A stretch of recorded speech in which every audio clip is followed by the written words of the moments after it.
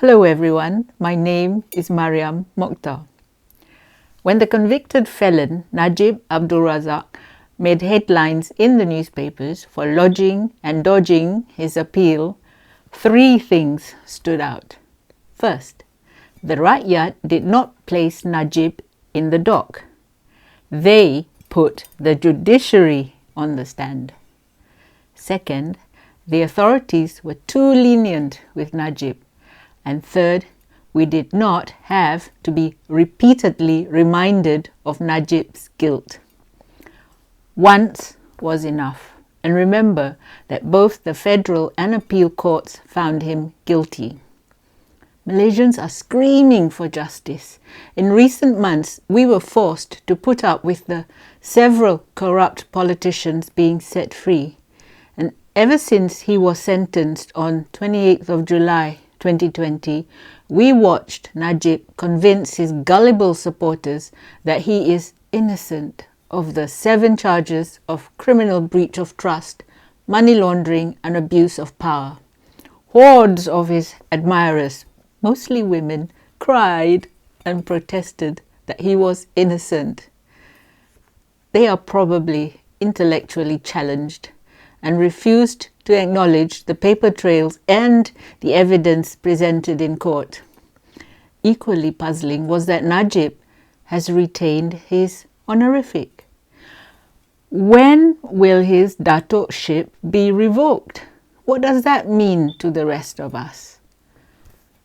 Despite being convicted, he remains an MP. Why? If Najib were to receive a royal pardon, a dangerous precedent will be set. The Rakyat will have little respect for the courts, but more importantly, they will be livid. The elite cannot afford to make a wrong judgment call. In some countries, individuals have been fined, sacked, or arrested, whilst financial institutions have been financially penalized and forced to shut for the role they played in one MDB.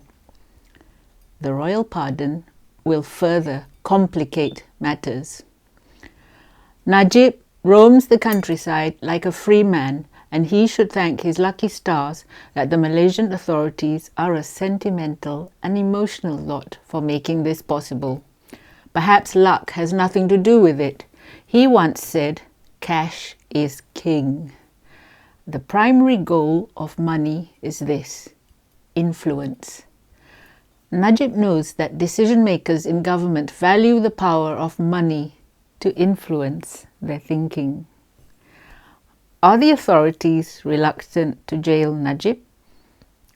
Did he once give favours for the elite and, behind the scenes, the beneficiaries of his largesse have lobbied to buy him more time?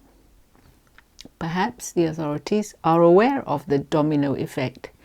If Najib is successfully settled in his new accommodation at Sungei Buloh, or Bamboo River, the Rakyat will soon be clamouring for more convictions. It is highly likely that some ministers and many of those who have already left office are secretly pleased that Najib has not been jailed. Remember this: it only takes one jailed high-ranking politician, and you cannot get one higher than the Prime Minister, to embolden the Rakyat, who will then demand that more corrupt politicians be investigated, charged and sentenced to join Najib in his new quarters. UMNO Baru only has themselves to blame. For years, they allowed white-collar criminals to be set free, and now that Najib has been sentenced, the Rakyat are only acting like the spectators watching gladiators fight in the Colosseum. When one combatant falls, the hysterical crowd wants more gladiators to fight in the arena to entertain them. Fortunately for most of us, jailing corrupt politicians is not entertainment. Justice is long overdue. Najib is a convicted felon, and we have been reminded twice about his guilt. He should be sitting in jail, whilst his appeal goes through the courts.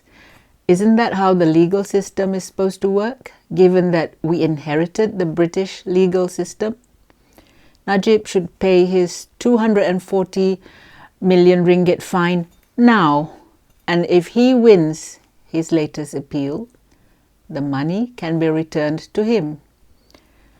Follow the Inland Revenue Board's advice.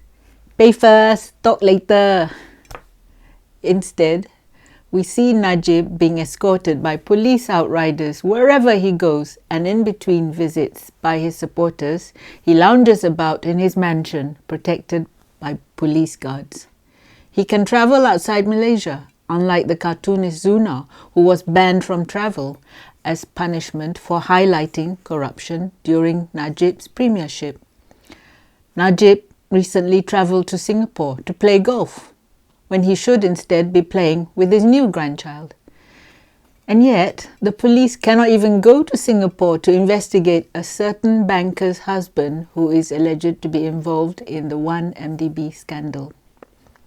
Najib gave interviews and press conferences. He canvassed in by-elections. He's currently canvassing in the Johor by-election. And he uses social media to rebrand himself as the innocent victim.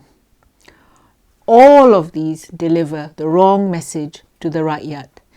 It is fortunate that the majority of the Rakyat are sensible and are not seduced by Najib's wayang kulit or shadow play. However, our patience is wearing thin and we have no goodwill left for Najib. He belongs in the slammer. He belongs in prison, whilst his team of lawyers work on his final appeal.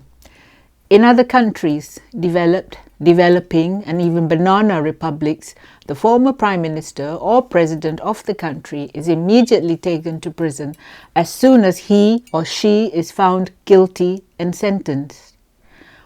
On the day that Najib was convicted of all 7 charges, a succession of UMNO Baru leaders expressed their sympathy for him. Where was their sympathy for the Rakyat affected by the 1MDB scandal? Not sending Najib immediately to jail will harm Malaysia. The level of mistrust in the authorities, the lack of confidence in our public institutions, and just as importantly, the low perception foreign investors have of Malaysia. Local investment is also affected. As it is, business owners look over their shoulders wondering when PAS, the party PAS, will find fault with their product or service. Moreover, businessmen are reluctant to hand over 51% equity of their hard-earned company to Bumiputras. Malaysia suffers while Najib embarrasses Malaysia.